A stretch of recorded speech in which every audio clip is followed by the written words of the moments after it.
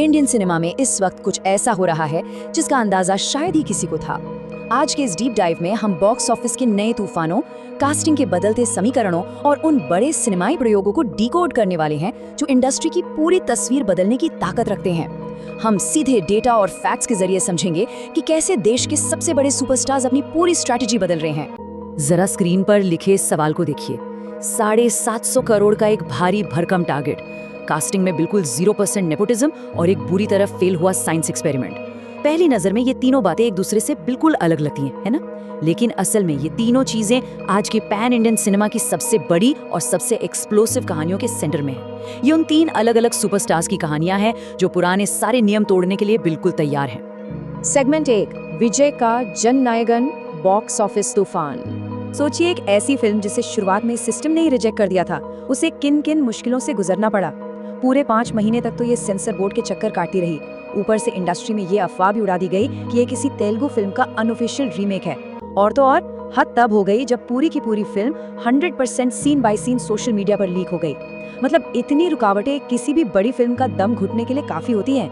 लेकिन यहाँ गेम बिल्कुल पलट गया और ये रिजेक्टेड प्रोजेक्ट आज सबसे बड़ी डिमांड बन चुका है।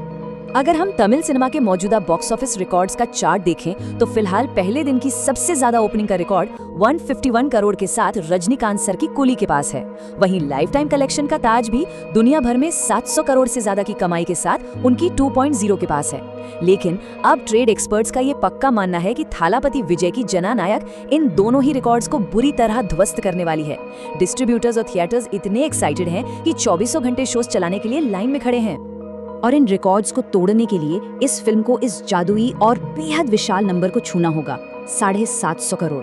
फिल्म का कुल बजट ही लगभग 500 करोड़ रुपए है। तो इस भारी भरकम बजट की रिकवरी के लिए बॉक्स ऑफिस पर 750 करोड़ का बिजनेस करना तो अनिवार्य है। किसी भी आम फिल्म के लिए यह टारगेट लगभग असंभव लग सकता है, लेकिन जब बात थालापति विजय की हो तो ट्रेड पंडित मानते हैं कि उनके डिक्शनरी में असंभव जैसा कोई शब्द है ही नहीं। अब यहाँ एक शानदार विरोधाभास देखने को मिलता है जिसे लिटरली ओटीटी की विडंबना कहना गलत नहीं होगा। जो स्ट्रीमिंग प्लेटफॉर्म्स कुछ टाइम पहले तक इस फिल्म को एक ढंग की डील देने को राजी नहीं थे और इसे खारिज कर रहे थे, वही प्लेटफॉर्म्स पैन इंडिया लेवल पर इसकी भारी डिमांड को देखते हुए फिल्म के टोटल बजट के बराबर तक का रिकॉर्ड ऑफर लेकर खड़े हैं। इसे कहते हैं पूरी तरह से बाजी पलटना। साउथ के इस तूफान के बाद चलिए अब बात करते हैं बॉलीवुड की। सेगमेंट 2, सलमान की नई रणनीति, कास्टिंग में बड़ा बदलाव। एक ऐसे मेगा स्टार जो अब अपने करियर को पूरी तरह से एक नई दिशा दे रहे हैं। सलमान की अगली 2 फिल्मों की कास्टिंग का पूरा गणित अब बदल चुका है। एक समय था जब उन पर अपनी फिल्मों में रिश्तेदारों के लिए बेरोजगारी योजना चलाने का ठप्पा लगा हुआ था, लेकिन अब इस चार्ट को देखिए। फ्रेंड्स एंड फैमिली का हिस्सा बिल्कुल 0% हो गया है। पूरा का पूरा 100% हिस्सा सिर्फ और सिर्फ हार्ड हिटिंग टैलेंट को दिया जा रहा है। ये साफ बताता है कि सलमान अब सिनेमाई क्वालिटी को लेकर कितने सीरियस हो चुके हैं। ये नया कास्टिंग सिलेक्शन कितना धमाकेदार है, इसका अंदाजा इसी रोस्टर से लगाया जा सकता है। जहां डायरेक्टर वंशी की फिल्म में जहां नयनतारा हैं, वहीं विलन के रोल के लिए फहाद फाजिल और अक्षय खन्ना जैसे दमदार एक्टर्स के बीच कांटे की टक्कर है। और भी हैरान करने वाली बात यह है कि द फैमिली मैन वाले राजन डीके की फिल्म में पूरे 11 साल बाद सलमान और करीना कपूर की जोड़ी वापस आ रही है और विलन के रूप में खुद मनोज बाजपेयी का नाम सबसे ऊपर चल रहा है। यहाँ सबसे क्रूशियल पॉइंट ये है, एक रिटायर्ड सुपर हीरो बनाम the family man. Rajan DK की फिल्म की कहानी इसी धांसू कॉन्सेप्ट पर आधारित है। सलमान खान को एक सुपर हीरो फॉर्मेट में, वो भी मनोज बाजपेयी जैसे लेजेंडरी एक्टर के खिलाफ खड़ा करना, ये सलमान के पूरे करियर की दिशा को हमेशा के लिए बदल सकता है। ये एक ऐसा क्रिएटिव रिस्क है जो उनके लिए एक बहुत बड़ा गेम चेंजर साबित होगा। अब वक्त है तीसरे और आखिरी सेगमेंट का। सेगमेंट 3, पुष्पा बनाम खिलाड़ी, एटली का नया प्रोजेक्ट। नॉर्थ और साउथ सिनेमा की दूरियों को मिटाता हुआ ये एक ऐसा प्रोजेक्ट है जो किसी बड़े पजल की तरह है। इस टाइमलाइन पर गौर करिए।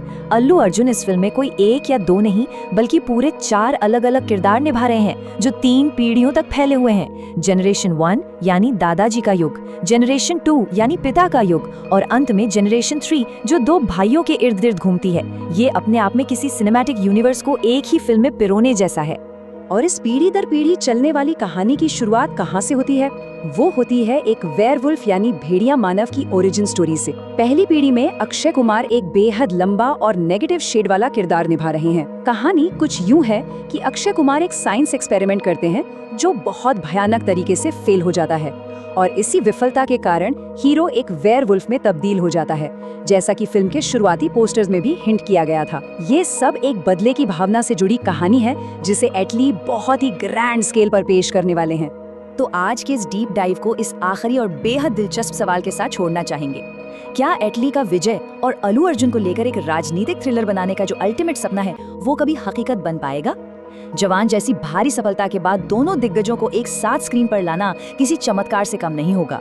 लेकिन जैसा कि आज के इस पूरे विश्लेषण में देखा, चाहे वो 750 करोड़ का टारगेट हो या फिर दो अलग अलग सिनेमाई दुनियाओं का ऐसा मिलन, इस इंडस्ट्री में नामुमकिन शब्द का तो कोई वजूद ही नहीं है। सोचने पर मजबूर करता है ना? इस ज्ञानवर्धक सफर में साथ जुड़ने के लिए बहुत बहुत शुक्रिया।